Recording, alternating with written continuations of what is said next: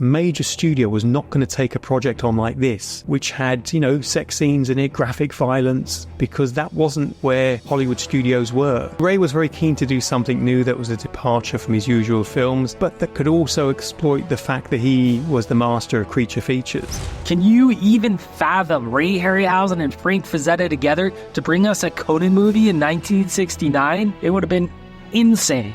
My fellow barbarians, today we've got that Atlantean sword gleaming in the background because we're talking about the 1982 classic Conan the Barbarian, more specifically with John Walsh, author of Conan the Barbarian, the official story of the film. I mean, look at this thing. John Walsh himself has an incredible backstory about how this all came together. He's a huge movie fan. Guys, like and subscribe. Help Conan conquer YouTube. Without further ado, John Walsh. John, I just want to get started by asking you, when did you first discover Conan? I was at school. I went to a Catholic boys' school in London, and if there was a replacement teacher because your class was cancelled, you had to have in your school bag a book to read. And I used to get into terrible trouble with the books I used to have in my bag. You'd be in detention if you didn't have a book. And sometimes you'd be in trouble if you didn't have the right kind of book. And I had one of the books I had in my bag at school was The Naked Lunch, the William Burroughs book. And there's not much nudity or food in that book as you might think. So that's really not much fun.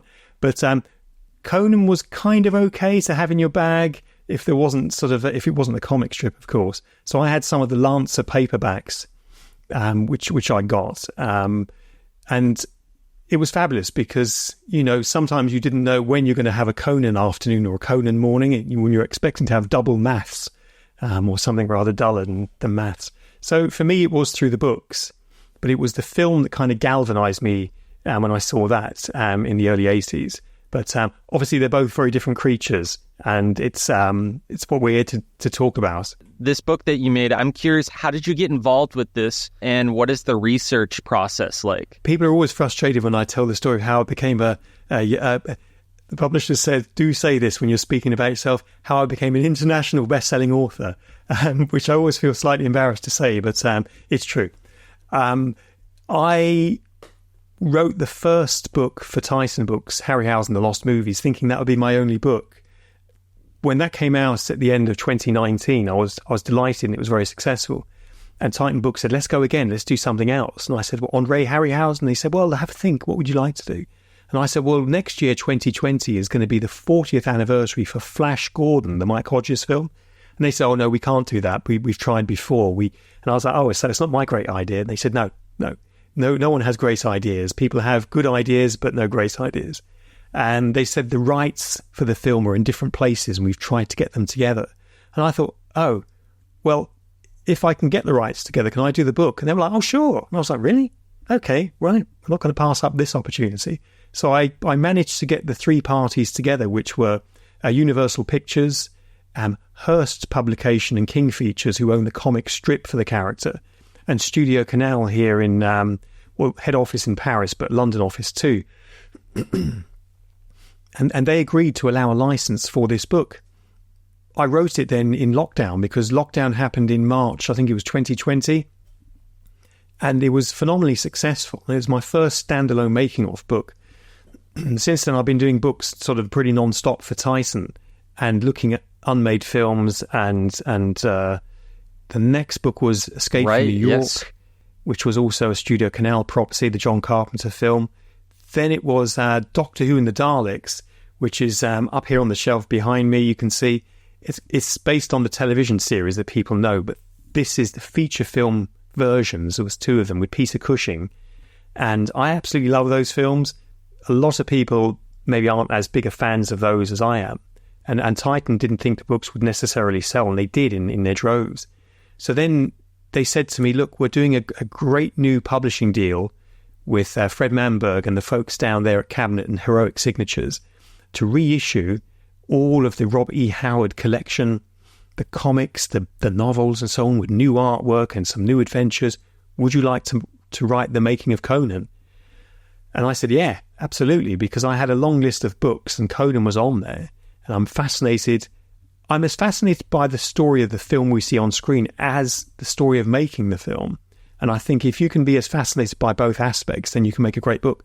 So I said, yeah, I'll do it. I'm happy to do it. So I more often than not get offered books. And I know people who've struggled for years trying to get deals with publishers say, oh, well, you don't have an agent and you didn't have a manuscript that you pitched and all of that. And it's kind of like, well, no, I didn't. There's different stories for people, how they got through, broke through, had their first kind of success. I didn't know people. I had no contacts with the film and television industry. I got there on my own, if you like, merits. But by having a singular voice that was different to others, but acceptable to broadcasters, was why I managed to kind of punch through. And not necessarily looking my age as well also helped. I looked like I was 12 when I started directing TV back in the day. And people would even say that to me. They'd say, are you old enough to even have a job? And I was like, yeah, I think so. I'm old enough to take the money, so that's fine. So I wrote Conan, and I wrote it in tandem with another book, The Wicker Man, the official story of the film. That came out in November last year. Conan came out, I think, the month before. And I've worked on another book since. So it's all kind of go with the books. But I think they sell because people are interested. I'm quite active online. I do unboxings for the books. I talk to fans. I'm speaking to great people like yourself. I do unboxings for the Harryhausen toys as well. So I think if you have a presence, people who might not normally buy a book about that film might buy it because they have your other books, which is what's been happening. So I'm most grateful to people who out there who've kind of said, yes, let's read more from John Walsh. Well, the quality too, it really speaks for itself, this book. I mean, it's beautiful, has incredible graphic layouts. You did a wonderful job with everything. Titan did a great job putting it all together. I'm curious, just like when you're diving deep into the research of Conan, what were some of the most unexpected things that you discovered about making this film?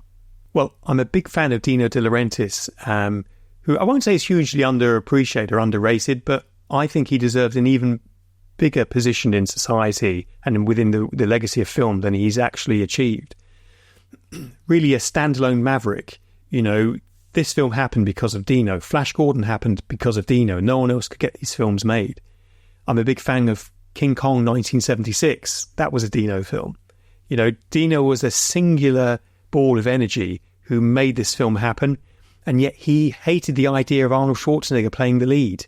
And when they first met, Dino was in a bit of a position because Flash Gordon had come out. It hadn't been the great big success he intended it to be. He intended to buy Pinewood Studios just outside of London and make 3 Flash Gordon films back to back.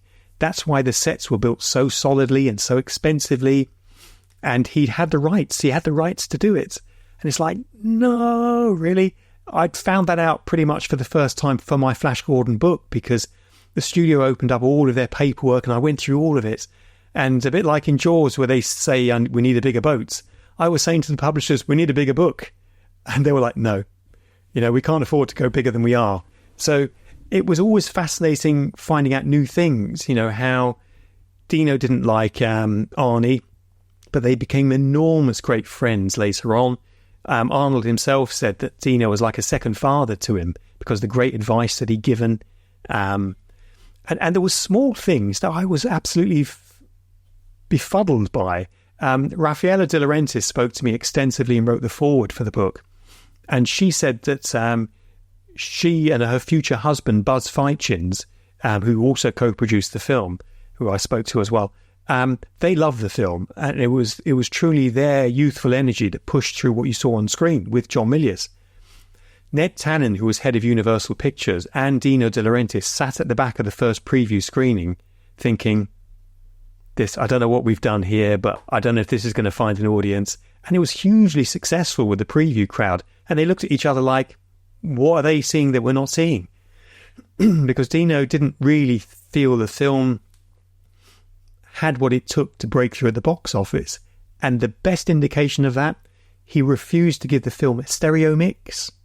So this is 1982, remember. Star Wars had a wonderful stereo experience there in the 70s. It wasn't the first stereo film, Star Wars, but it was widely considered to be a landmark in stereo cinema. And a lot of theatres would have stereo installed so that they could play stereo. I think it was through optical, so it was not as great quality as digital or magnetic, but it was still good. And he said, no, we're not going to have a stereo mix for Conan, even though the score by Basil Polidorius was absolutely one of the great scores of the 80s. And I mean, the film doesn't suffer from not having a stereo mix, but it wasn't that much more expensive. But Dino was like, no, we spent enough. And so small things like that really informed what his view of the film was and his kind of view of how Conan should continue as a franchise. So it was always a revelation. Then finding new artwork, new photos. Emilio Ruiz, who created these model effects that were placed in front of the camera. I mean, he's somebody that Rafaela de Laurentiis discovered in Spain, and she brought him on to Dune in 1984, where his work is absolutely top-notch, Oscar-worthy, and should have won the Oscar really for Dune, but some controversies around that film why it didn't. He used to hang miniatures in front of the camera so that live actors, a bit like a painting in front of a camera on glass, but he'd do it on miniatures hanging in front of the camera. So you wouldn't lose any quality by doing optical work, which often used to degrade the film print. But even now, when you watch it, it's absolutely seamless. So we have never before published pictures of how he did it, who he did it with. And it's really sort of cinematic archaeology, trying to find the story and then trying to find the picture that tells that story. Sometimes it takes me weeks just to find one picture. And when I say find, I'm not going through thousands of images. I had very few. The rights holder... Something went wrong. Please try again. My phone is talking to me. I don't know why that happened. It's AI trying to take over. Let me turn this off completely so it doesn't happen again. Yeah. I wish it was, I would betray mankind to the AI and the Daleks if they gave me what I wanted. I'd be like Boltar in Battlestar Galactica. So the rights holder only had about, I think it was 20 or 30 high-res images. Everything else we had to find for the book. And a book of this size demands, because of the price of it and the design of it, great images. But what is the salt in the wound is this. Dino De Laurentiis was very unhappy with behind-the-scenes photography because he felt it betrayed too much of the magic. And because he was from the old guard in Hollywood, and in a sense he was right, don't show how it's done because we want people to be immersed in this environment. So please, put down the camera and don't be smoking in character. Don't be sat on set with a plastic cup drinking coffee. These are the images we want to see now. But of course, at the time, Dino didn't really want that to happen. So we had to really struggle to find the right pictures for this and for Flash Gordon as well. But they were out there and we found them. Did you learn anything about the sequels that came after in terms of like what could have been? Were there any unmade Conan movies that you got to read scripts for? Well, absolutely. Look, John Millius wanted to do a Conan trilogy with King Conan being the final film in the trilogy where we get him from the first film, the first film where he's bought and sold as a slave, the second film where he kind of has his opportunity in the sun, and then the third film where he's an older man and his son is under threat. So that was the arc of the story. John Milius didn't return for the sequel, and we spoke at length about this and about the politics with Dino. Dino felt that, and so did Ed Pressman, by the way, felt that at the time it could be an even bigger success. So 1982 is the year after the first Indiana Jones film, Raiders of the Lost Ark. So all producers in town are thinking, right, how can we do something like this, an old-style serial with a matinee idol? Because originally it was going to be Tom Selleck as Indiana Jones, but he wasn't released from his TV contract. So, and Tom Selleck has a look of a young Clark Gable, so a very kind of cinema matinee idol look.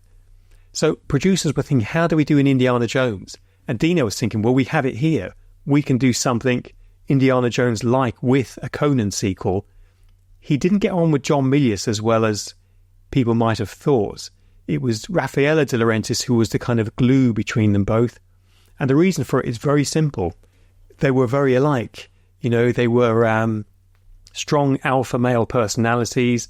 They both had very similar interests. And you might think that gives them a commonality, but it doesn't, because who's ultimately in charge? Dino. Well, is he? He's not the director of the film. So there's this push and pull between them both. The day-to-day producer is Raffaella, who's quite young at the time, but experienced and well able to handle, John Millius, and was the perfect connecting tissue, if you will, between Dino and Raffaella. Had Dino been on set every day, John Millius would have left the project, or Dino would have fired him. Dino fired Mike Hodges from Flash Gordon and then got him back a few hours later. So he was quite fiery. If you didn't do what Dino said, then you were history. So Richard Fleischer comes in for the second Conan film. It's nothing to do with the Robert E. Howard universe. Even the characters who are involved are not necessarily taken from that universe. And it's actually much more of a Ray Harryhausen adventure, or a bit like Krull. So people are gathered from different circumstances and they all have the journey together. And then in the end, they confront a kind of a creature or a monster. And it wasn't successful, even though it had a PG rating. 1984, so it landed the same year as the second Indiana Jones film, and Ghostbusters, and lots of other great films. And even though it was a tentpole film for 1982, by 1984 things had moved on. It was quite a sanitized Conan, and it just didn't find the audience. It was a very busy summer. Star Trek 3, The Search for Spock, which is 40 this year. Woohoo! That's a book that needs to be written. So it was difficult. You know, they thought they'd had franchise gold here. They didn't. And, you know, there's lots of great stuff in the film. There's great photography from Jack Cardiff. It moves along at quite a brisk pace. It's had a 4K remaster recently by the folks down at Arrow Films. I was involved with their DVD extras on that, and so was the original film. So that stopped the franchise dead in the water, and Dino released Arnie from his contract. I think they did one more film, Raw Deal. Raw Deal. So it was a shame, you know. I think Dino didn't know what he had and didn't like what it was, and then when he remolded it into something else, it didn't quite work. But, you know, no one lost money, everyone moved on, and that was that. But it could have been a longer running franchise. Ray Harryhausen contributed to kind of kicking off this golden era of fantasy films, and you got to make a short documentary on him in college. That must have been absolutely incredible to not only meet one of your heroes, but get to contribute to the legacy. Could you tell us more about that experience? I was an 18-year-old film student, which was unusual because the London Film School was a post-grad course, so people had normally been to university and got a degree and were then accepted. I was accepted bizarrely. I was living in London. I'm a Londoner, and I was 18 at the time, but I'd previously, the previous summer, had been BBC Young Filmmaker of the Year with one of my little 8mm films. And so the film school accepted me, but with this caveat, they said, it's kind of tough, and I didn't know what they meant by that. What is tough? I'd been to a Catholic boys' school, which was strict. Did they mean that kind of tough? And they said that what happens here is when you make films, we will judge them as if you're making them within the industry. And I was like, well, I still don't know quite what that means. So the school term is 3 terms over the first year and 3 terms over the second year. So you have to make at least 6 films in that sort of 6-term 2-year project. And yeah, no, it's tough because all of the films that are made by each term are screened to the entire school, and all of the staff are sat at the back of the main cinema, and they comment, and they are very, very honest. You know, I'm not going to be critical of the school, but like shockingly honest. And I was really terrified because you'd hear people's films being completely taken apart, and it's very intimidating in front of everyone else. And I was super young. I was 18. Everyone else in my class was in their mid-20s. And it doesn't sound like a big gap to us, perhaps today, but at the time, I didn't know anyone in their mid-20s. I thought that was quite old. You know, I knew my parents who were much obviously older than that, and I had friends around my age, but I didn't know people in their mid-20s who would sit around maybe smoking and drinking coffee in classes. So it was quite intimidating. And it was tough. In my third term then, the documentary term, I was keen to do something kind of that I wanted to do. And so I opened up the London Telephone Directory, a big book of telephone, like what would the equivalent be in America? Yellow Pages. Yellow Pages, exactly. Yeah. So I opened it up and there was only one R. Harryhausen listed. So I rang him on a landline phone and pitched it to him and said, can I make a documentary about your life and work? Because I'd heard he lived in London and I knew he had most of the creatures for most of his films. And he said, sure, yeah, let's come round to the house. So we talked about film and the film school and so on. And I made this short film, thinking at the time it was a good film. I had a narrator, an actor, a well-known actor, narrate it for me, Tom Baker, who was Doctor Who in the 1970s, because he won the role of Doctor Who after appearing in Ray Harryhausen's The Golden Voyage of Sinbad. Yeah. And so that's how he won that role. So I contacted his agent and said, I'm a student making a film. Can you please ask Tom Baker to do a free voiceover? That's right, no money. You're welcome. And the agent was like, how much? I said, I can't afford to pay. There's no money. No, well, Mr. Baker gets big fees. I said, I'm very sorry. And before I knew it, I was actually doing what I've been doing for the rest of my life, which is producing, getting things made under whatever circumstances were needed. And the film now is part of the Ray Harryhausen archive. It's been scanned in 4K and so on. And it's only a short film. It's about 15 or 20 minutes. But when I left the school, I started directing then for major channels. And that was quite a good calling card for me because it showed I could do something and show something quite interesting. And I kept in touch with Ray over the years. I recorded commentaries with him for his films because unbelievably, he'd only recorded, I think, 1 or 2 for the entire amount of films he'd made. So we worked our way back from his last film, Clash of the Titans, all the way back to the earlier ones. And he sadly died towards the end of that project, but he'd asked me to become a trustee of his foundation. And I've been that now for a few years with his daughter, Vanessa. And we have one member of staff. We try and maintain Ray's legacy. We restore the creatures. We have exhibitions throughout the world. We are involved with the DVD extras when the films are scanned for Blu-ray and 4K and these sorts of projects. And I wrote a book, Harryhausen, The Lost Movies, which I think you have a copy of, Sean. It's great. And I want to talk more about that Conan project, but first I want to know more about Ray. It was 1989, I believe, that you made that short, and he passed away in 2012. Yes. So that's quite a bit of period of time. Did you get to know him well? Was he like a mentor? What were some of the most important things you learned in just being around him during that time? So I never continued with animation, but what Ray was fascinated by was the television commissioning process, because I was getting my own projects from broadcasters through my own company. And so in those days, you were allowed to create what's called transmission cards, which were basically little postcards that you could post off to people to let them know your program is on. And that used to be quite a big deal. Thousands or millions of those would be sent around to TV execs. And of course, anyone who gets a transmission card who works in TV and it's not one of their shows is not going to be that impressed. They're going to be like, oh, right, someone's doing a show I wish I was doing. So Ray liked the idea that I was kind of self-contained and creating my own content. So I wasn't working for someone. I was working on my own projects. And that's what he did.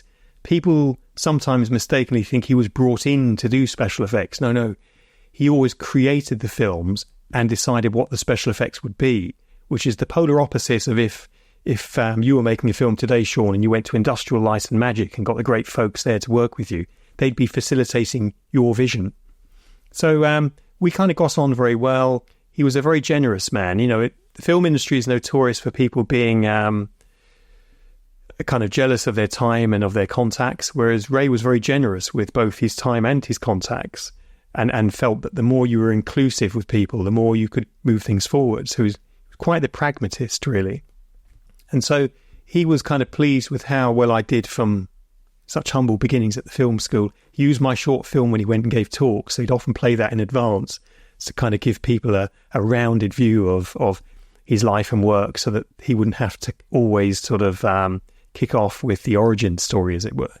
And so we kind of got on really well. I was surprised he asked me to be a trustee, but I think it's because I was self-made in that way. he felt he needed someone who could be self-made and would have an interest in the Foundation, but wouldn't exploit what's going on there.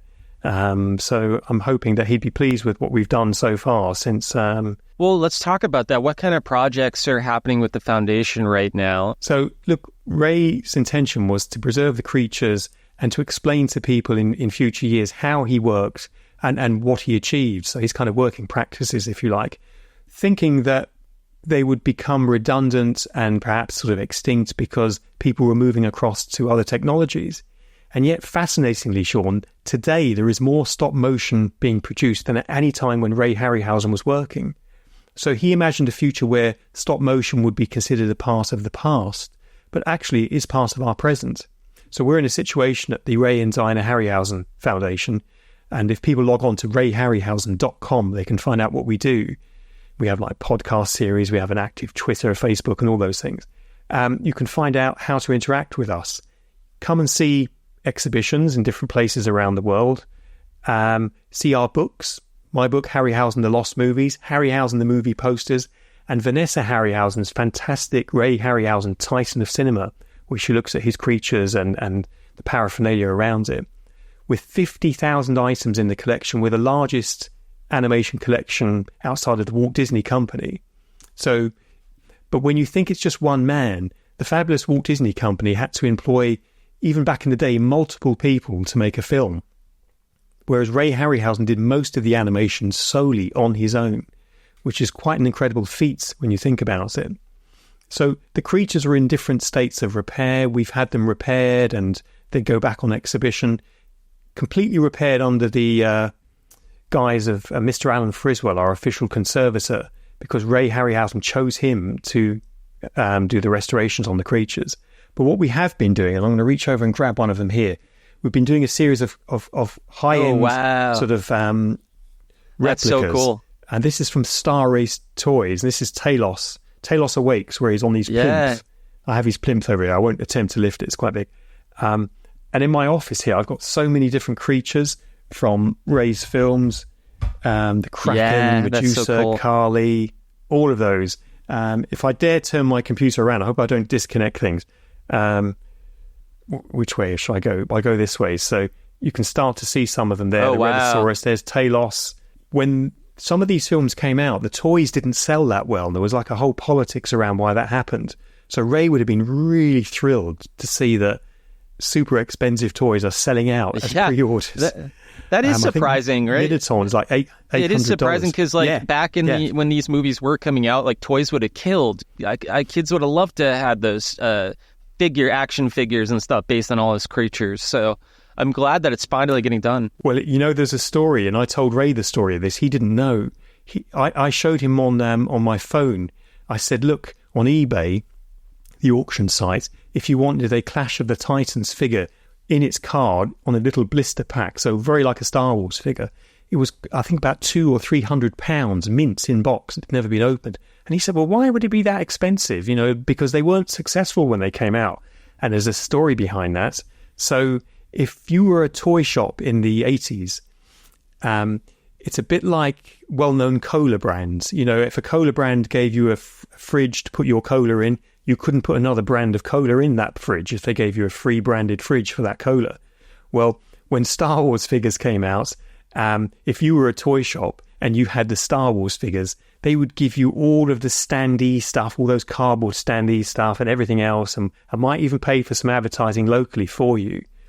But the understanding would be you wouldn't have other boys' toys from other toy suppliers, from other franchises in your shop.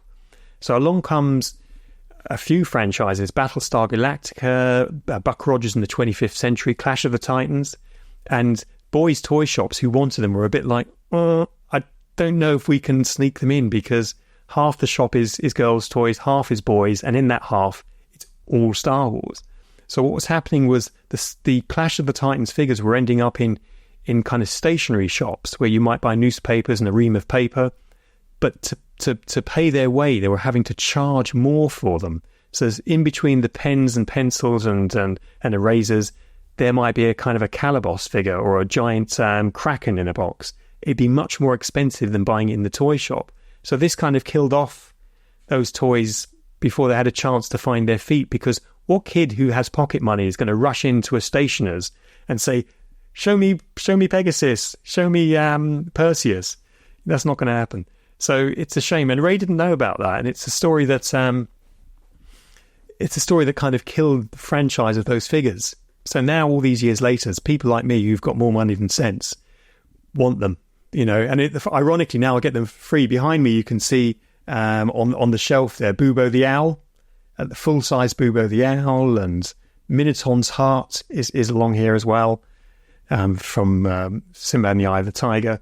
So all those toys you wish they'd made at the time if you had more money than sense, now they're here. So if you've got that money, do a pre-order. There's a 52-centimetre Minotaur, which comes in a special edition with a frame and so on. It's 800 either pounds or dollars, I'm not sure. That's already sold out. That's crazy. And it's kind of like, wow. Man, yeah, people want figures. Let's talk about that unmade Ray Harryhausen Conan movie. I know it didn't get too far. There wasn't a script. But could you tell us a little bit about that project? Well, Ray was very keen to do something new that was a departure from his usual films, and he had the Lancer paperbacks. You'll see in your copy of my book, Harryhausen, The Lost Movies, he talks about it, and he was keen to do something that was different, but that could also exploit the fact that he was the master of creature features. So with producer Charles Schneer, they got a series of books together. They contacted the estate of Robert E. Howard, and they were trying to put a deal together. The difficulty, of course, is that how would you reach a family audience with something which has such adult content? And Ray Harryhausen films were adult content. So the books that Ray had in mind were Conan the Conqueror and Conan the Usurper. And those two particular Lancer copies had the Frank Frazetta cover art, which kind of gives you an idea of where they would sort of fit in the Ray Harryhausen sort of pantheon. But the difficulty was to get the options for this. You'd have to pay, a certain amount of money, but the conditions would be they'd have to follow along the same lines as the themes that exist in the Conan universe. So they could bring different story strands together. And of course, you could option more than one book. Publishers love that. They love you to option all the books. But what they don't want you to do is to do something with the branding that substantially takes it away from what people recognize. And the same happens with the James Bond series of books from Ian Fleming in the sort of 50s and 60s. When Cubby Broccoli took that franchise over, it was very important. He worked closely with the Ian Fleming people to make sure it was as close to and regarding the character. Although I think Ian Fleming wanted Cary Grant to play Bond, and that's who he saw as the ideal choice. And he would have been brilliant, of course, Cary Grant. He wanted someone who was quite English and a stylish gentleman.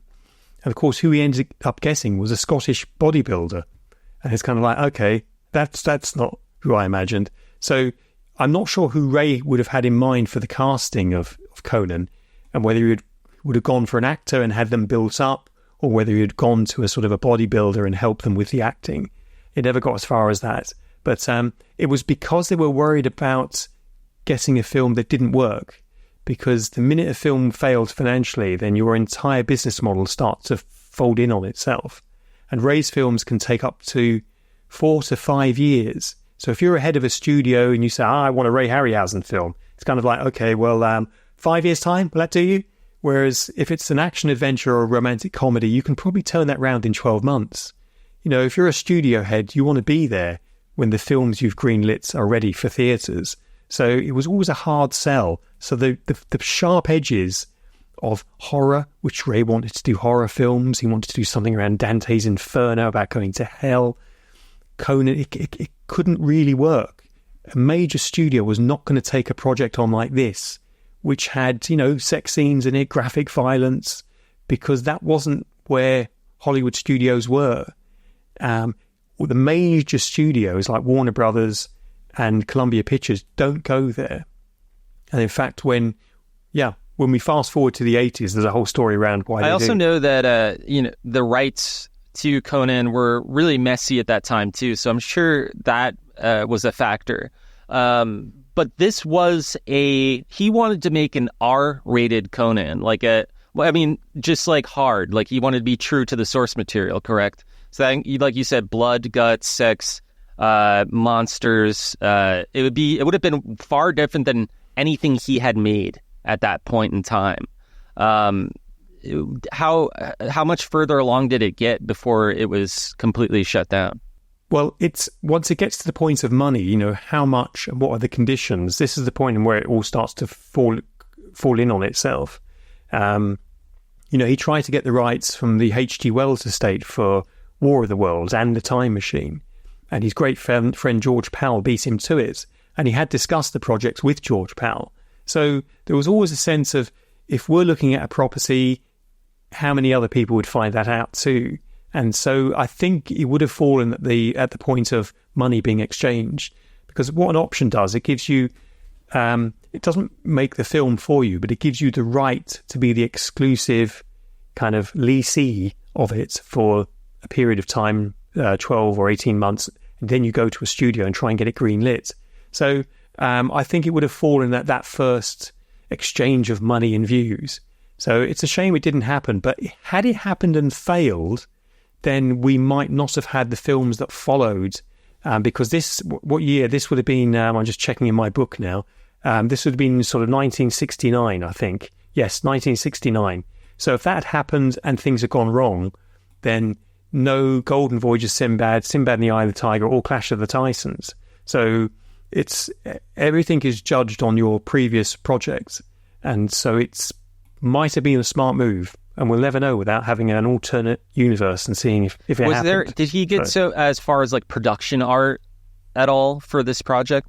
No, and we're fairly confident of that, because we have so much in my book, Harryhausen, The Lost Movies, art for films that didn't happen. But Ray loved Frank Frazetta, and he would have used, if you like, the inspiration from that to create the sequences and the scenes and the settings and so on. And he may have even engaged Frank Frazetta to become involved in the project. Later on, Oliver Stone had him engaged for his Unmade Conan in the 1970s. So I think, Ray would have been ready to have pressed the button on that. But at that time, he was looking at lots of other projects. So it was a possibility, a delicious possibility, but that's all it is, I'm afraid. Well, let's move into the next phase of Conan, which is it'd be Pressman. He gets the rights. He wants to make his Conan movie. Oliver Stone starts writing that crazy first draft. Did you have the opportunity to read that draft of the screenplay? Yeah. So through rights holder cabinets and heroic signatures, we had access to all of the Oliver Stone material, and it's a fabulous read, because as I discuss it in my book, it's a vast film. It reads more like a Lord of the Rings. So Oliver Stone had made something really quite wonderful, and he was at the height of his powers then in the late 70s, early 80s, when Ed Pressman would produce many films for him quite successfully. So I think they were right and Hollywood was wrong in this instance. But where Hollywood kind of was sensible was this kind of scope and size of Oliver Stone's Conan was such that it was unfilmable. It would have cost 2 Superman the movies, if that makes sense, to have made this project. And of course, Conan wouldn't be able to cut through in the way Superman would, because it's potentially a family project and it's something that's universally known and beloved. To have cost 2 Superman the movies would be phenomenal. It would be in the Cleopatra territory. So no studio wanted to go there with something that was clearly going to be a sort of an R-rated project. So they had to kind of scale things back. There was orcs, there was robot men. The concept art in my book, which is, for people who don't know, it's this book. I have a really big pumpkin head, and look at how big that book is. Look, it's massive. In there, Jim Danforth, who's a highly regarded production designer and animator, and had worked with Ray Harryhausen on Clash of the Titans. He did When Dinosaurs Rule the Earth. He did production art for Oliver Stone's film that's being seen for the first time in my new book, Conan the Barbarian, the official story of the film. The publisher always wants me to give it the full title, by John Walsh, that's me.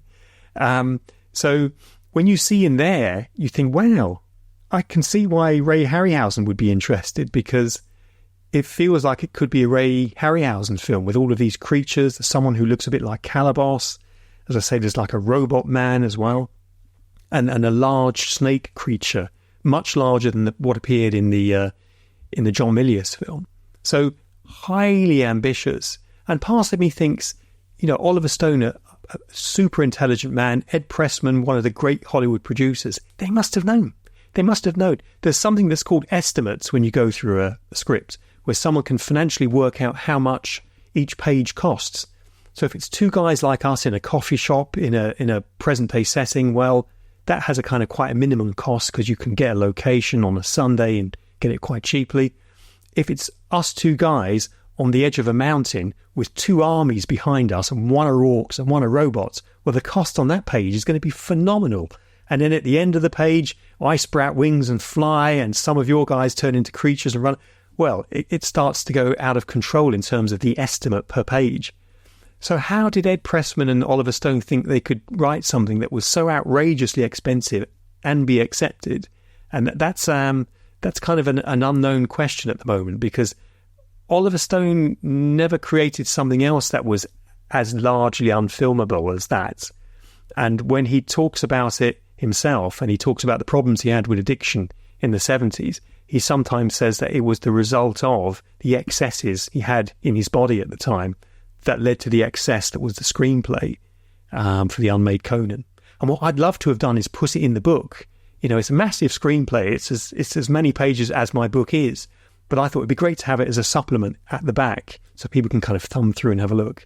But it wasn't to be. Maybe in a future leather-bound edition or something we could do even that. Maybe they could do like a graphic novel adaptation of it. That'd be cool too. Because it's so wild. And I mean, I only know what you've told me and what I've read online. I'd really like to get a copy of it and read it for myself. But that would have been really neat to have read that. Now, speaking of Pressman, he passed away recently. Did you have the chance to speak with him before he passed? Unfortunately not, no. But we did have some great quotes from Ed Pressman, unpublished stuff as well. So it's a shame we didn't get to speak to him, which... But I think he's kind of honoured in the book because it's his inability to make Conan the way he wanted isn't perceived in my eyes as a failure, not at all. These books, I write them to show how hard it is to push this big boulder up a mountain. Without Ed Pressman and Oliver Stone, there'd be no John Milius Conan. Let's not think these guys dropped the ball. They brought the ball to Dino De Laurentiis and John Milius, who then continued in the game. So, and then of course Ed Pressman stayed on board for the next Conan film as well. So we owe a debt to both of these men because without them, it wouldn't have happened. Well, next after Oliver Stone, we also have Roy Thomas. I'm not sure if Roy came before Oliver or after, but he wrote a draft as well. Were you able to read that draft of the film? And no, I saw some notes on that, and I think that was before the Oliver Stone version. And there was lots of people interested in doing something with Conan, and the 70s seems to be quite the time for it. And I don't know what sparked people's interest in suddenly going to Conan, because there hadn't been another sword and sandal epic. There hadn't been something that people were thinking, right, now let's get Conan out. So it's interesting that many people separately had the same idea. And it's not like today where an idea suddenly whizzes around the world in a few seconds. Something lit the touch paper in those days for people to independently have the same thoughts, which is fascinating. I love the 4K release of Conan. It's absolutely incredible.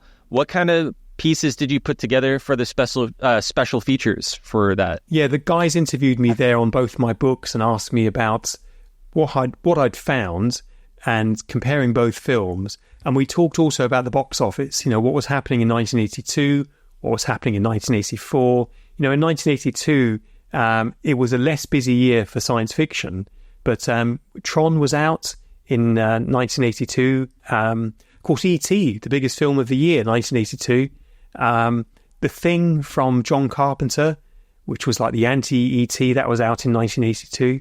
So there was some great kind of successes and some surprising failures. I think Blade Runner was also 82. 82 is like the year of the movie. Yeah. I think there's a whole documentary on it I haven't watched yet. But some of my favorite movies, love The Thing. Oh, speaking of The Thing, John Carpenter, Escape from New York, just to circle back. Did you get to speak to him when you were making that book? We didn't know because there was a rights issue around Escape from New York. And we ended up going through some third parties. So John thought he owned more of the film than he did when he was doing an animated version of it a few years back. And the rights holder had to come and say to him, no, you don't own those characters. And that's always created a wedge between him and the IP holders for Escape from New York, which has been a problem. We did get new quotes, so we do have his kind of presence. I didn't know there was an animated was series or movie he was working on. What do you know about that?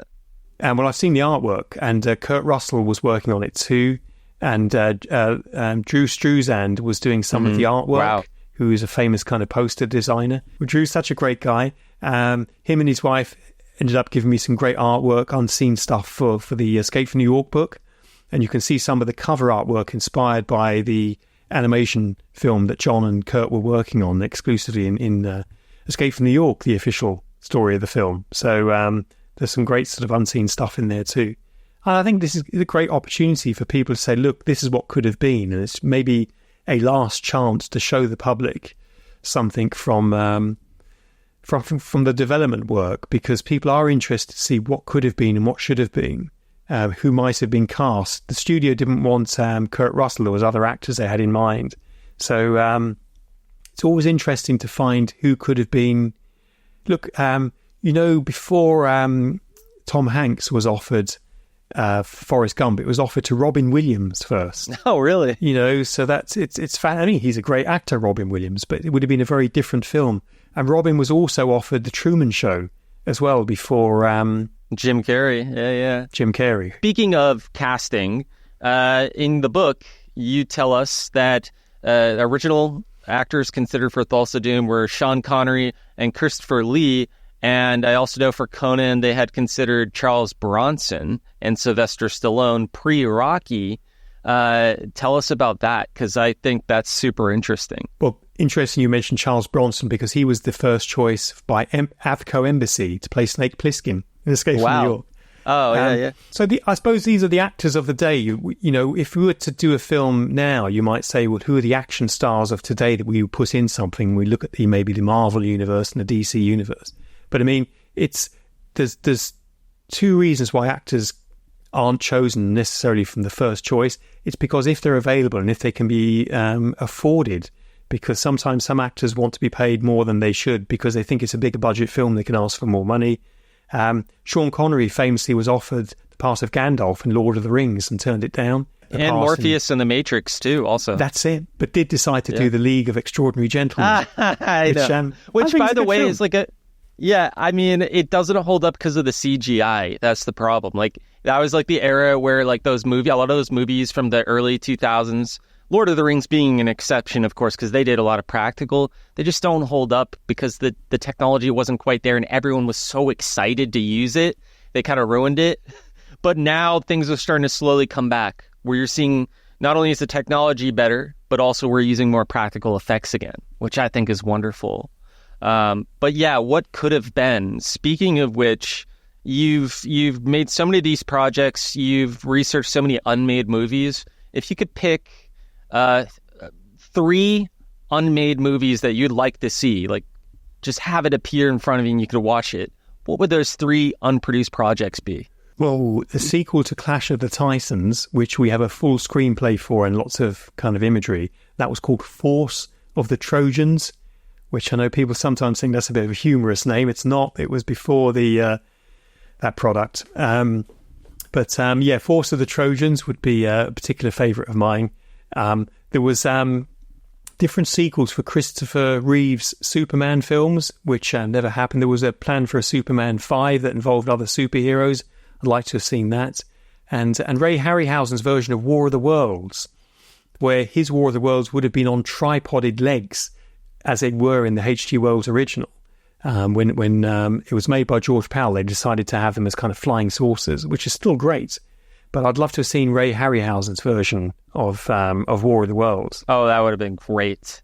Man, I love Spielberg's War of the Worlds as well, but I mean, Ray Harryhausen's War of the Worlds would have been, that would have been fantastic. He also, didn't he consider Mars Attacks as well? Who, Ray Harryhausen? Yeah, he did, so, and he would be offered things as well. So he was offered King Kong 76 by Dino De Laurentiis, but It just didn't work out because it was a ridiculously short schedule. And Dino came back again when he was making Dune and asked him to be involved in some of the creatures there, like the Third Stage Guild Navigator. So it's always a fascinating insight into what could have been. When I did the foreword for Harryhausen Lost Movies, I spoke to different film directors across the kind of genre spectrum and said to them, this is the book I'm doing, but what do you think about this? And they all more or less said to me, I'm so relieved that Ray had so many unmade projects, because so did I. And I felt it as being such a personal failure. And of course, it isn't. It's just a creative outlet that's not been satisfied. So we had John Landis, Guillermo del Toro, Nicholas Meyer from Star Trek II, The Wrath of Khan, and John Borman and Mike Hodges. So they all gave me a bit of an insight into it. But it's a regular frustration with filmmaking. They don't like to talk about it, because you might think I've made, half a dozen films or a dozen films, but in the case of Ray Harryhausen, there's like 70 plus movies that he was either involved with or offered or developed that didn't see the light of day. Well, it makes sense because, before CGI, Ray was kind of the go-to guy to make magic happen. So anyone that had an idea with special effects most likely thought of Ray when it came time to actually try to put something together. So in that regard, it does make sense, and I'm really glad you put that book together because it's endlessly fascinating to me. And personally, like you, I also have a deep fascination with unproduced movies, and I'm not quite sure why, but it's just one of those things where, like, we have all these movies, but you still want more. You want those unmade things from that era as they could have only been made during that time. I mean, you telling me that the Flash Gordon movies almost had sequels in the 80s, like, gosh, what I wouldn't give to see those. For me, I'd say my top 3 unproduced movies I'd love to see. One is that Oliver Stone movie that we were talking about, the Oliver Stone version of Conan. Gosh, I'd love to see that. I would love to see Rod Serling's original Planet of the Apes draft, which is super cool. They just didn't have the budget to do it. And in fact, if anyone's interested, they did a graphic novel adaptation of that. Super cool. And then Peter Jackson's Elm Street movie would have been really cool. He wrote the whole screenplay, and I don't know much information about it, but it was right before The Frighteners and Lord of the Rings. So that would have been so cool. That would have been fantastic. Conan movie in the future, like the next Conan film. What would you as a fan like to see happen? Now, I'd like it to be much more of a creature feature. So if we think of some of the original Rob C. Howard stories and the creatures that Conan inhabits and the magic, I kind of was incorrect in saying that the sequel Conan the Destroyer was less like the Rob E. Howard world, but actually it was probably more like it because there was more magic and there was more kind of creatures involved. So its kind of heart was in the right place. So I think I'd like to see more of a creature feature. And like you, I'd like to see the Oliver Stone screenplay brought to life. So maybe one of the big studios could do that, or maybe one of the streaming services could bring it back as a series. That'd be amazing. You said in the beginning that you had all these dream projects of film books you'd like to make. What are your top 3? And do you have anything in the works as well? Well, I do have a book that's coming out in September called The Third Man, the official story of the film, and it's about a film, British film, written by Graham Greene, directed by Sir Carol Reed, and it's a kind of a thriller, noir thriller set in Vienna, and it's 75 years old this year, and it's having a restoration and a reissue by Studio Canal in September, so my book is all about the making of that film. And I'm working on a couple of other projects yet, but nothing confirmed. But in terms of books I'd like to either read or write, I'm a big fan, and now my reputation might go down a few notches when I tell you. I like Walt Disney's The Black Hole, which I think is a fine film. That deserves a making of book. Tron, also from Walt Disney, that deserves a making of. And in terms of the Superman universe, I know there's been several attempts to write a book for Superman 1 and 2, and I know there's some rights issues around that from it being released. The making of Clash of the Titans would be up there as well. And some more offbeat choices like Life Force, the Toby Hooper film. about yes, space vampires. Yeah, I love that film. Toby Hooper. Yeah, oh, me too. I got to see it at the cinema recently, a year ago. There's a theater here that Quentin Tarantino owns and operates called the New Beverly Cinema. If you ever come to LA, you and I got to go see a double feature there together. Great. Everything's on film, but they did Toby Hooper's Life Force, and it was really fun. Big Toby Hooper fan. Obviously love Texas Chainsaw Massacre, and he almost made a Spider-Man movie at one point, speaking of unmade movies, but it would have been more like a horror movie. Literally, like, I think Peter Parker turns into a tarantula man and just eats people. So probably a good thing that didn't get made. And Salem's Lot, which was a television film, but incredibly spooky. I've suggested it to younger people. Yes. I said, if you want to see a spooky film, and it's not violent in the way that we're used to violence or explicit, watch Salem's Lot and see if you're creeped out by it. People have said to me, oh my God, I was scared to go to sleep and then scared when I woke up at night because it's such a creepy film. Super achievement. John, I didn't tell you this, but I'm actually from Maine, where Stephen King is from, and where so I grew up in Stephen King country. Wow. So when I was a kid reading these Stephen King books or seeing Tim Curry on television as Pennywise, I thought he was right down the street. That would be a cool book right there too, is like all the Stephen King miniseries and books. I'm sure the rights are very complicated because they're all over the place, but well, for me it's essential that I get the rights holder behind me so I can delve into the archive of all the documents. You know, The Wicker Man is a film that had a mythos around it for years. I was able to straighten that out and tell people, no, that's not true. This is the true story. I've seen the paperwork. I spoke to everyone involved. It is not true what Christopher Lee said. Before you go, I must say that the publisher has given me these to give to people. It's a book plate I can sign and a exclusive limited edition bookmark, which I send to people for free. They get them for free if they send me a screenshot of their Amazon review. Assuming it's a nice review, please be kind. And you can find me on various social media platforms. If you Google John Walsh filmmaker, there's lots of lovely pictures of me in wearing different suits. Well, John, thank you so much. We're going to put links to all of the books in the description. John, it was an absolute pleasure talking with you. Thank you so much. I really appreciate it. My pleasure. Thanks very much for having me. That is an incredible. I had so much fun talking to John, especially geeking out about Ray Harryhausen. That was so fun. Thanks for everything. Please like and subscribe. Spread the word. The books, the comics. Conan is alive and thriving thanks to you. Before we end this episode, we got to check in with Chris and Ashley. They're hard at work on Battle of the Black Stone. Maybe they'll give us some sneak peeks at what's going on. Hey guys, what's up? What are you reading there? Is that John Walsh's Conan the Barbarian, the story of the film? Chris? Ashton's in the dark. Any Battle of the Black Stone information? Give us a sneak peek, show us some images. Wait, whoa. Okay. Guys, I'm sorry that didn't pan out with Chris and Ashley, but, our head of operations, Mike, he might dish some dirt. Hey, Mike, what's going on with Battle of the Black Stone? Can you dish some dirt? All right, maybe later. Like and subscribe, and crawl back for more next time.